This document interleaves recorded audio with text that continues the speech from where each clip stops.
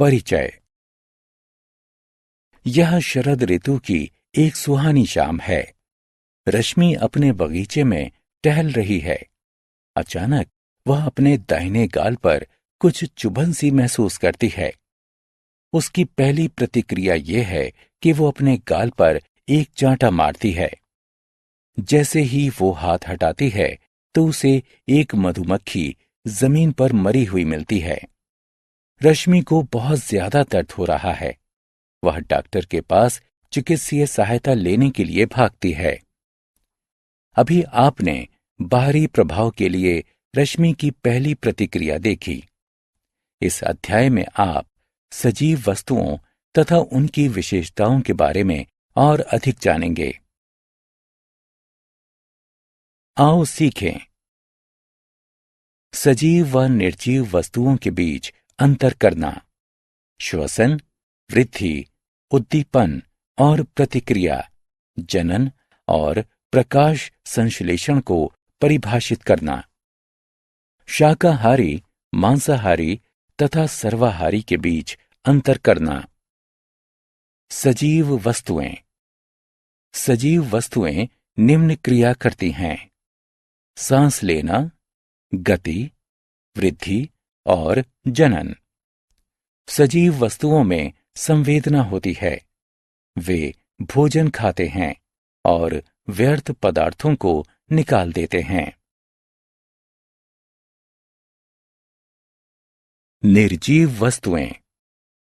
निर्जीव वस्तुएं निम्न क्रियाएं नहीं करती हैं: सांस लेना, वृद्धि और जनन। उनमें संवेदना भी नहीं होती है। कुछ निर्जीव वस्तुएं प्राकृतिक होती हैं। उदाहरण के लिए पत्थर, सोना आदि। कुछ निर्जीव वस्तुएं सजीव वस्तुओं से प्राप्त की जाती हैं, जैसे शहद, रेशम आदि।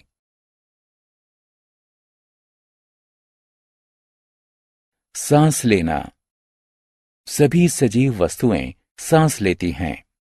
सांस लेने की प्रक्रिया में दो चरण पाए जाते हैं: ऑक्सीजन युक्त वायु को शरीर में ग्रहण करना अंतःश्वसन कहलाता है।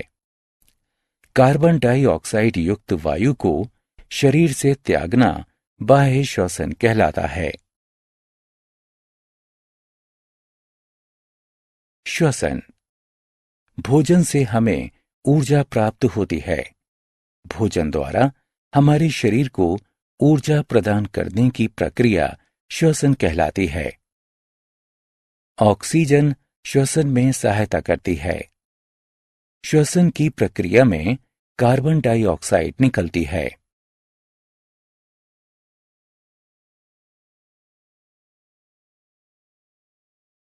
वृद्धि। समय के साथ साथ सभी सजीव वस्तुएं बढ़ती हैं। कुछ सजीव वस्तुएं समय के साथ तेजी से तथा ज्यादा बढ़ती हैं।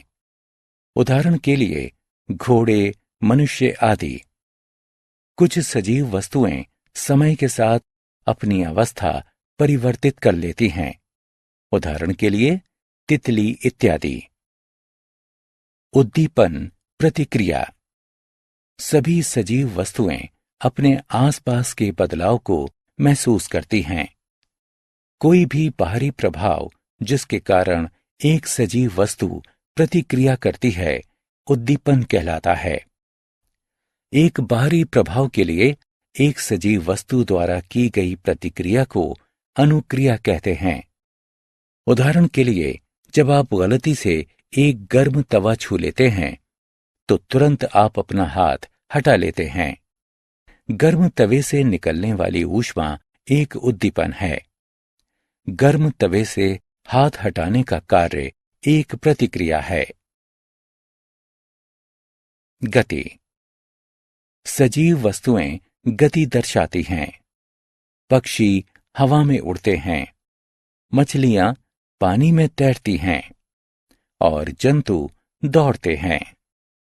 पौधे इसका एक अपवाद हैं। यद्यपि वे सजीव हैं, किंतु वे एक स्थान से दूसरे स्थान पर गति नहीं कर सकते हैं। दूसरी तरफ निर्जीव वस्तुएं स्वयं कोई गति नहीं दर्शाती हैं। जनन। सभी सजीव बच्चे पैदा कर सकते हैं। यह प्रजनन कहलाता है। जनन द्वारा सजीव वस्तुएं अपनी संख्या बढ़ाती हैं। प्रकाश संश्लेषण। एक प्रक्रिया के माध्यम से पौधे अपना भोजन पत्तियों द्वारा बनाते हैं, जो कि प्रकाश संश्लेषण कहलाती है। सूर्य के प्रकाश में पौधों की पत्तियां वायु से कार्बन डाइऑक्साइड तथा जड़ों से पानी लेकर उसे भोजन में बदल देती हैं। प्रकाश संश्लेषण के दौरान ऑक्सीजन निकलती है। भोजन के स्रोत।